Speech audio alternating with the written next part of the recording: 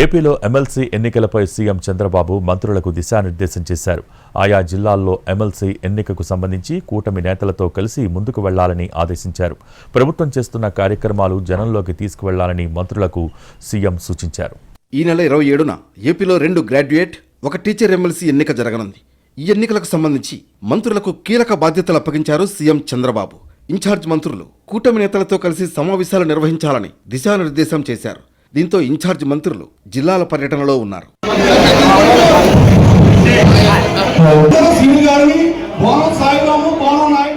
ఉమ్మడి ఉభయ గోదావరి, కృష్ణా, గుంటూరు జిల్లాలకు సంబంధించి 2 గ్రాడ్యుయేట్, విశాఖ, విజయనగరం, శ్రీకాకుళంకు సంబంధించి 1 టీచర్ ఎమ్మెల్సీ ఎన్నికలు ఈ నెల 27న జరగబోతున్నాయి. నామినేషన్ పర్వం కూడా మొదలైంది. దీంతో కూటమి నేతలు మంత్రులతో కలిసి సమావేశాలు నిర్వహిస్తున్నారు. మరి ప్రభుత్వం చేస్తున్న అభివృద్ధి కార్యక్రమాలని, సంక్షేమ కార్యక్రమాలను దృష్టిలో పెట్టుకుని ఇది మరి జనరల్ ఎలక్షన్ తర్వాత వచ్చే మొట్టమొదటి ఎలక్షన్ కాబట్టి మరి మీరు కూటమి ప్రభుత్వాన్ని మద్దతు తెలియజేయాలని కోరుకుంటూ ఉభయ గోదావరి గ్రాడ్యుయేట్ ఎన్నికకు సంబంధించి ప్రచారం జోరుగా సాగుతోంది.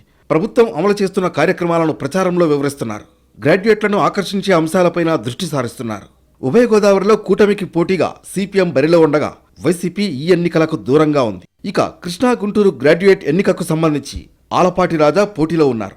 ఇక్కడ కూడా ఇన్ఛార్జ్ మంత్రులు ప్రచారంపై ప్రత్యేక దృష్టి పెట్టారు. ఇక్కడ పీడీఎఫ్ నుంచి అభ్యర్థి పోటీలో ఉన్నారు.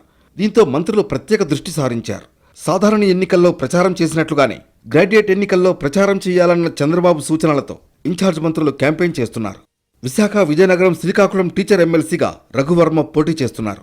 టీచర్ ఫెడరేషన్ నుంచి గాది శ్రీనివాసులు పోటీలో ఉన్నారు. ఉత్తరాంధ్ర టీచర్ ఎమ్మెల్సీ ఎన్నికపై ఫోకస్ పెట్టిన టీడీపీ ప్రచారం ముమ్మరం చేసింది. మంత్రులు కూడా ఈ ఎన్నికను సీరియస్గా తీసుకుని ఈ 3 వారాలు ప్రచారంలో పాల్గొనాలని సీఎం ఆదేశించారు.